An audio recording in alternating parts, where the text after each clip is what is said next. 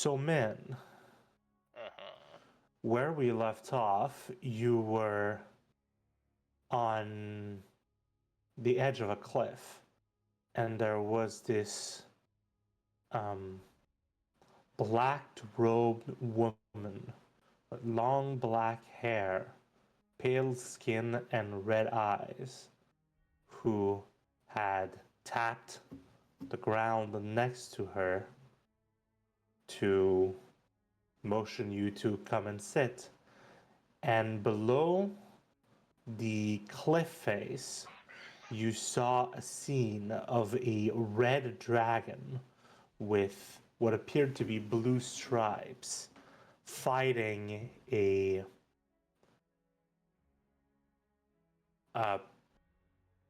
humongous fire elemental. The ground is cracked and glowing with a red fiery glow. In fact, everything you see from your vantage point is chaos. You see storms, tornadoes in the distance. You see um, wildly clashing climates of an explosion of nature next to a desert with a sandstorm raging at it. And um, the woman next to you, she just looks on at the primordial chaos. It's just, she asks, "You must have questions."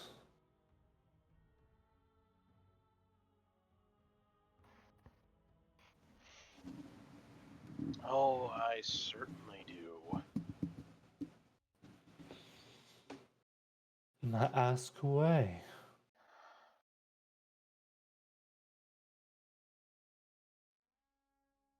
I know you've already said that your name's not important, She nods. but I would still like to know just what you're doing in one of my dreamscapes.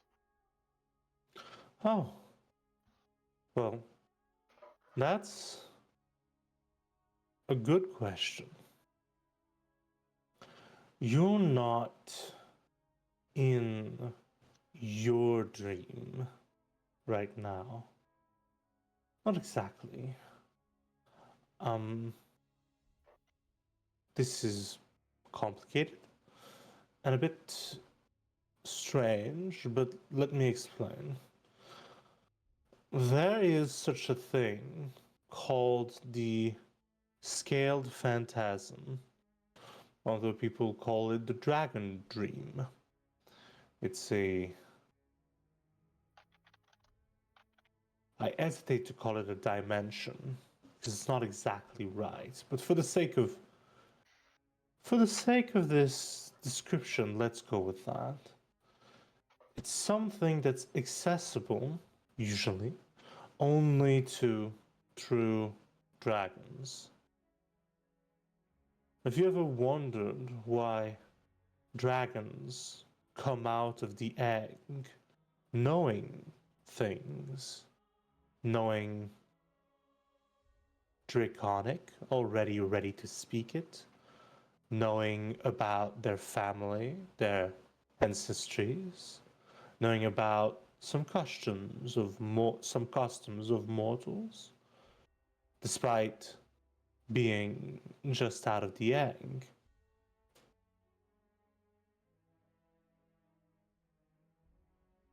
The answer is, well, it's simple. Dragons have access to this dragon dream, which lets them experience past of their ancestors. Now, I'm curious as well because you're obviously not a true dragon. So, who I'm sorry. I decided not to divulge my name, so it would be rude to ask who you are. But what are you? She looks at you with a bit of a raised eyebrow.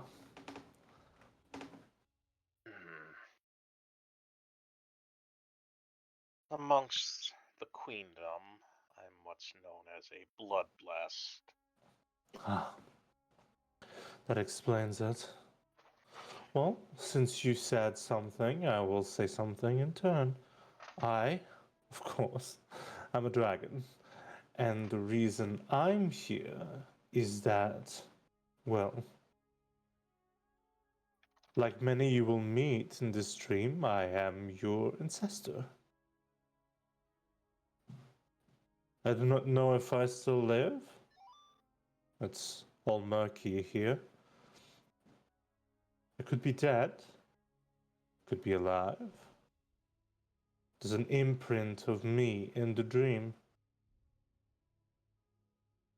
Though, I think I might have survived the errors.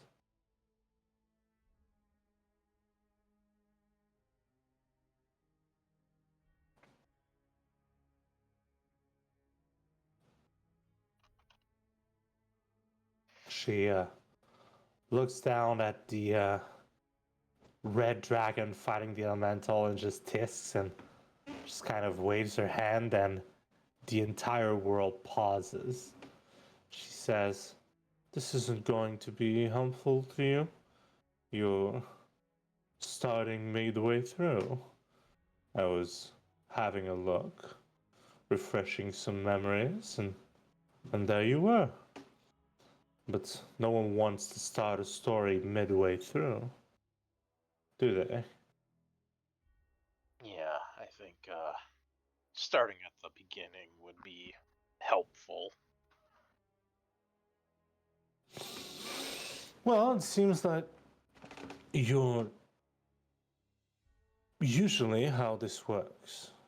The Dragon Dream, I mean, is you're going to be embodied in one of your ancestor and live through a part of their life, like a snippet of reality that you get to experience. Now, I'm speaking with you, which means obviously that's not how it works for you, which is very weird. Um, I guess you can use that opportunity to have questions about the past, about dragons, about who we are, where we come from, how things work.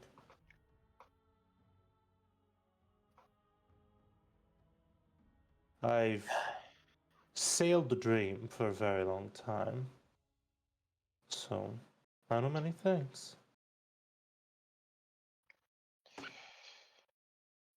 I'm gonna be honest with you, I don't even know where to begin. This is a lot to take in. Hmm. You say you come from the Queendom. What is that?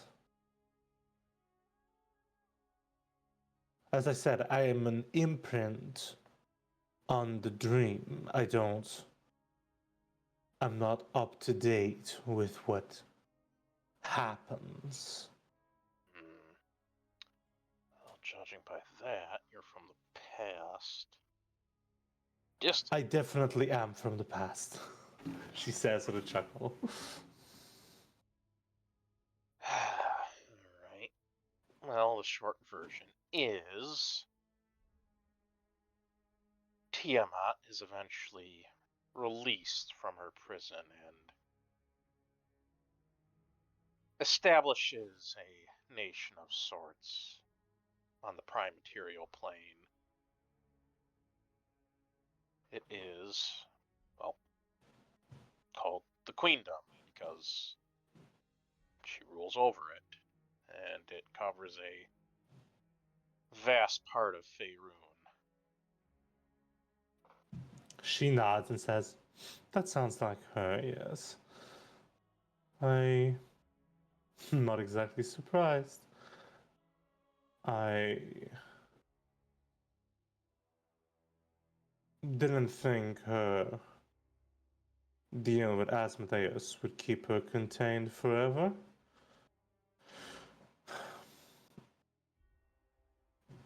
You sound disapproving of her rule. Why is that?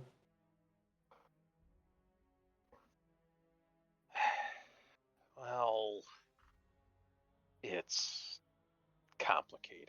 I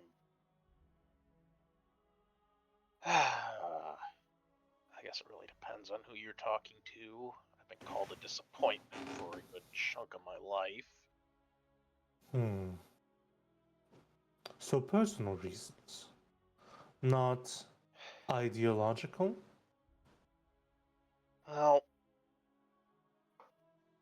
put it this way, there's technically like two blood lineages mixed in me. Yes, I There's can sense that you are of our lesser peoples. Now, I don't mean that in any rude way. Did I sound, was that rude? Might have been rude. Um, don't worry about it. no, I'm going to. Mm, all right. So, Look, how you're about not as you're not as big a dick as my father is, so really, you're fine. well, here's what I mean to say is I'm not quote unquote being a dick at this point in time. Um, when I say you are of our lesser races, what I mean is not that you are lesser to me in a personal way, is that dragonborn, kobolds, and other draconic races that are not true dragons are truly lesser because they are created by dragons in a way. In the same way that you would call a human lesser to Ao, the god of humans, or a dwarf lesser than Morden, the god of all dwarves. It is not a statement on your abilities or on your prestige, is simply a fact. You come from them in a way. That doesn't make you less worthy of attention, but it does make you lesser because, by definition, if they have made you, they are more than you are. See, is it really this hard? Why couldn't I have had you as a parent instead of? She chuckles. Well, the dragon dream is usually reserved to um, true dragons. It would be strange for you to get this kind of guidance, um, but once more I caution understanding. Dragons. I'm guessing by your statement about you being from the queendom that your father is your blood, the one who donated his blood. Yes? Yeah, yeah, that would be him. Dragons learn by experiencing the lives of their ancestors. They learn by living through their experiences, which makes dragons, sadly, as powerful and superior as we may be, um, complicated teachers. In fact, I assume that you've had a difficult learning experience with your father, because your father sees learning as placing you in the situation which he has felt in his life. And only by repeating his suffering does he think he can impart in you the gift of knowledge. Since you are lesser, you cannot experience the past through your dreams. So you need to experience it by emulating some sort of experience that he has had.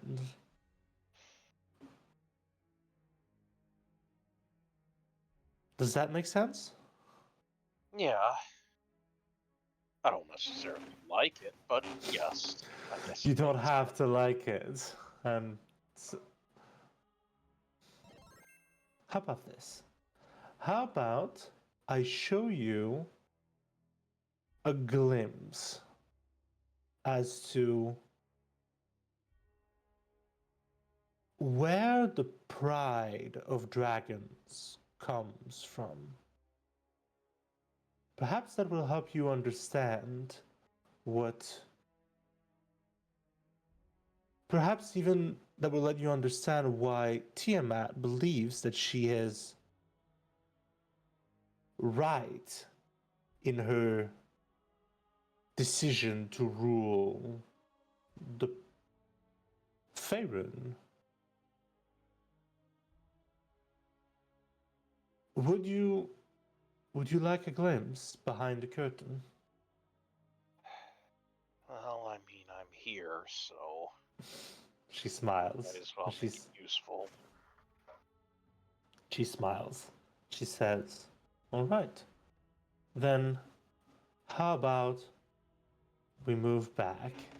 And she puts her hand forward and turns her hand clasping like claws, and you see the fight between the dragon and the elemental that's right beneath you begin to play out in reverse, and then to rush, and then rushing in front of you is all this chaos and this burning and these explosions and just complete chaos that blurs into existence until you flash into the void. And the voice reverberating speaks out in the emptiness. You still feel as if you're sitting on the cliff, but in front of you is, well, a completely different scene. That you can't see yourself either. You can only see the void. And the voice goes, "At first, there was the void. Then, there were two." And you see two nebulas flash into existence. But they're not like space nebulas, they seem to be in the shape of creatures. They're amorphous, but one of the forms is slightly humanoid, where the other one is a lot more chaotic, but it has reptilian features and then elemental energies, and it's just kind of all ever swirling. And then the voice continues. She goes, "No one is quite sure what birthed them, or if perhaps they'd simply come from elsewhere. But what is truly important is that two existed. Ao, the god of gods, and Io, the balance. No one knows exactly how long they stayed in the void with naught but each other for company, but eventually they both came to the same decision, that They would create something to fill the vast emptiness. Void was meant somehow to be filled. However, their ways of going about things could not have been more different. We're here for the birth of dragons and insight into them, so we shall not focus on Eo's meticulous planning of the outer planes, or the millennia as he spent toiling at a task of creating the myriad of creatures who would live there, greatest of whom would eventually become the gods of our world. We shall instead look to the material planes, birthed by Io, who after untold millennia of introspection, believed that a more drastic, let's call it, act of creation was necessary. And you see Io begin to coalesce into one point. The energy churning and growing brighter and brighter. The voice continues. Io gathered all that he was in a single point in the void, and in a spectacular burst of energy and matter, sundered himself to birth the material realms. And you just see this wave of energy and colors just fill the void. The voice says, first, stars and other celestial bodies came into being, wrath from the pure energies released in the colossal blast. Then, through the chaos and guided by Io's remaining intent, a primordial world, a blueprint you might call it, was created. Primal and chaotic, a sphere of potential, molten and racked by conflicting energies. On this realm, the act of creation brought into existence many things, chief of which were three lineage. The Fae of nature, the elementals of primordial chaos, and the dragons. For untold eons, the blueprint churned three factions vying for supremacy, shaping the world as they fought, but eventually a winner emerged. And you see the world flashing before your eyes, and eventually the dragon with the blue stripes just smashing through the elemental and ripping it apart. And then the voice continues. Dragons, born from Io's heart, led by three siblings of unparalleled might, Bahamut, Sardior, and Tiamat, rebuked the elementals, banishing them from the plane to a space which coalesced into what is now known as the elemental planes.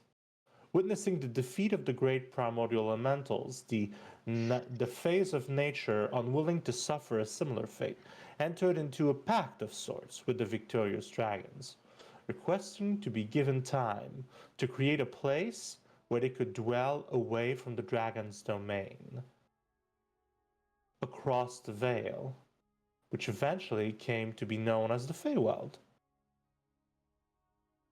Finally, from the conquered lands of the primordial blueprint, the prime material plane was formed, reigned over by what came to be its rightful rulers, dragons.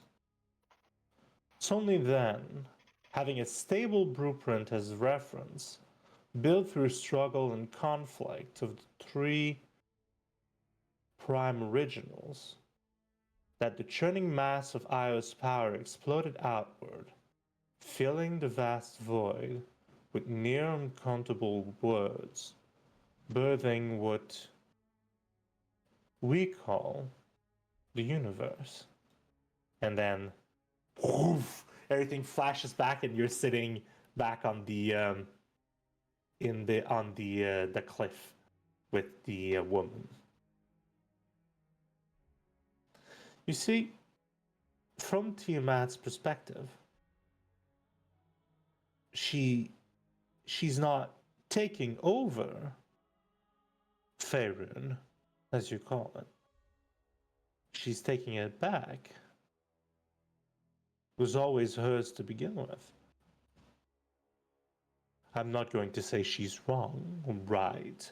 What it means to have been the first to own a land, does that mean that it's inherently yours? I do not know. But I can see how someone who fought for the world to exist as it does might see it as their birthright, in a sense. Not every king born from the lesser races, born from the mortals, perhaps fought for their kingdom. Perhaps they fought for their lands. But the dragon fought for its original creation, for the birth of the Prime. So someone who lived back in that era, like Tiamat, might simply see it as usurpers taking over the land that she freed from chaos.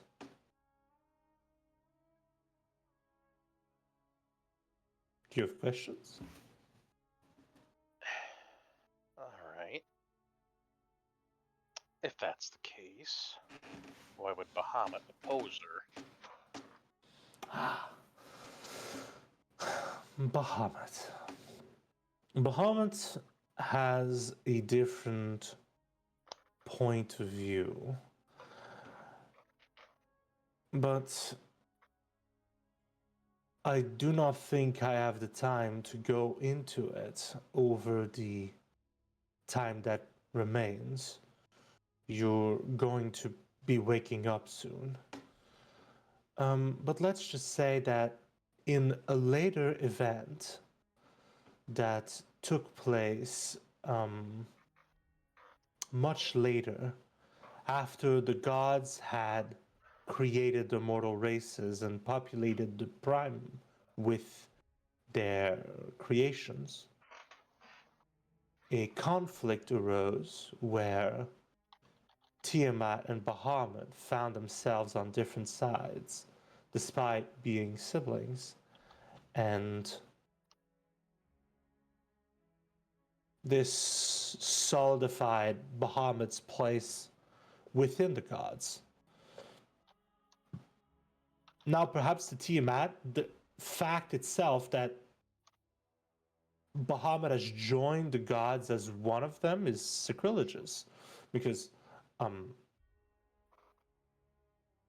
some could argue that dragons are more than gods. Gods were created by Ao, the great existence above them all, but dragons were birthed from a piece of Io, the great balancer. So, from Tiamat's perspective, gods are essentially beneath her, whereas Bahamut sees gods as partners, people to work with.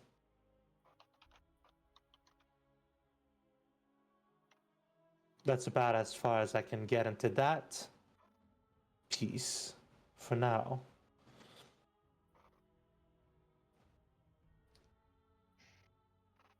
Also, this might be me just making assumptions. Have you heard of the sunken cost fallacy? I think I've heard it mentioned, but if you could give me a quick refresher.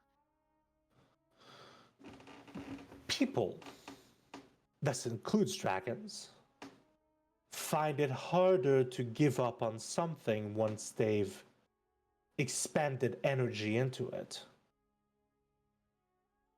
Bahamut made a decision in the past that cost him something truly irreplaceable.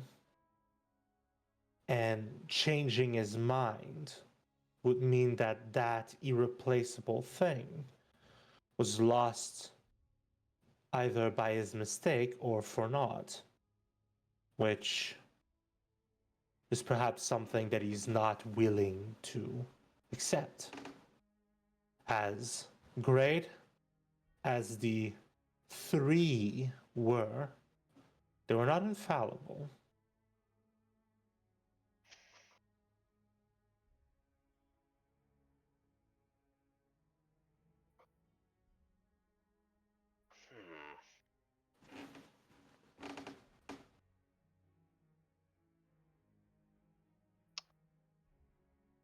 Would this have anything to do with Sardior? Out of curiosity. You see just a flash of a saddened expression go through the face of this woman, and she says, "You would be correct. But I had a feeling. ask one more question, and then I feel your spirit coming close to the end of the stream."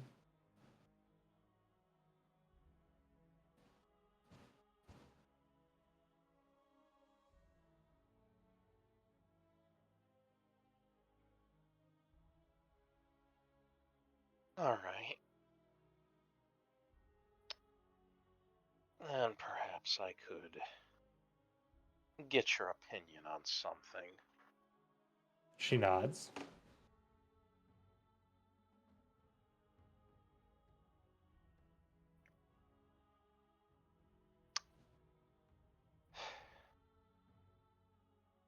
As my ancestor, how do you feel about a mixed lineage? Half of it coming from Tiamat, the other half from Bahamut.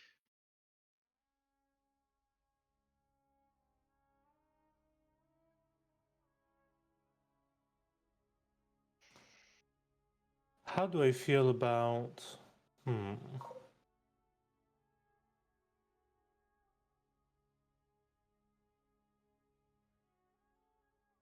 I feel no issues with multi-chromatism.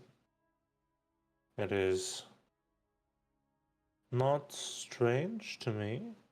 In fact, over the nights you will spend in the dragon dream, though I cannot be certain that every dream of yours shall bring you here, for you're not a true dragon.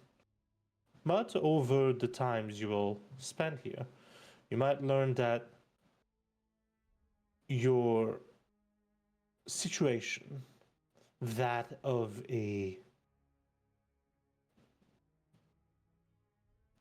one born from both of the three, is not exactly as unique as it might seem in your era.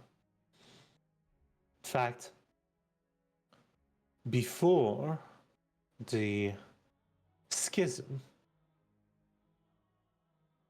dragons with multiple scale colors were not exactly rare and not always staying on their side of the color spectrum.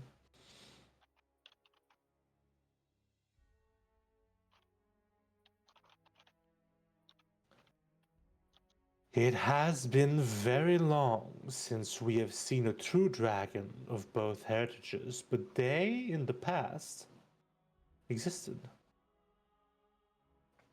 It is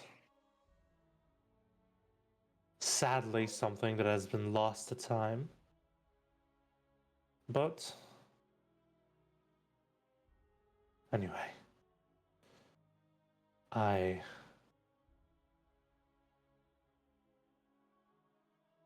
do not feel in any way that you are a failure, as you called yourself earlier, or wrong, or an abomination of some kind. In fact, I think you are a resurgence of something that came before. And if there are more of you in the world, it might be that it is simply Tiamat applying something, some kind of lost knowledge to create generals for her forces.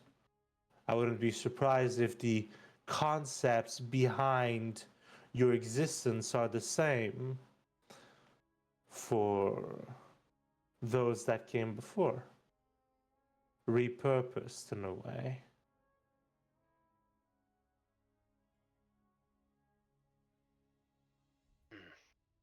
Does that answer your question? Yeah. If more in the queendom were of the same mind of you, I might not have left it.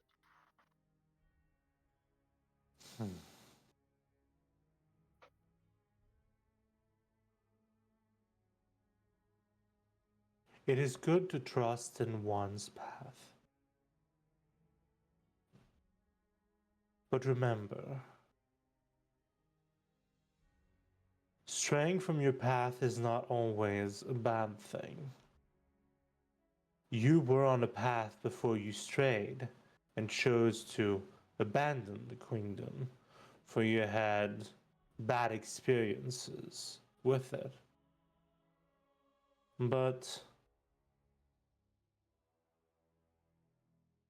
do not be so certain in your new path that you become blind to the opportunities around you. And your vision begins to blacken at the edges. And she says, always question.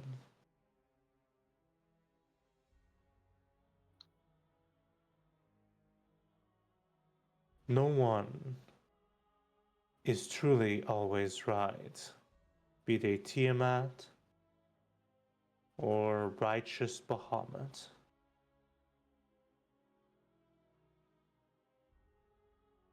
Good waking. And you awake.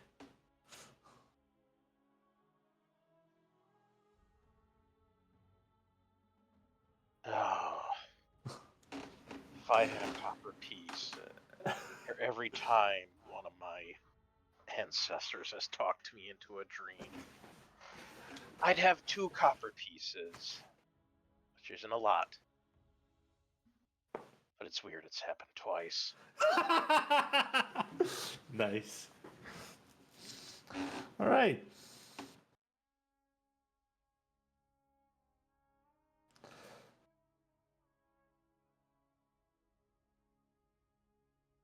Yay! World lore. Oof.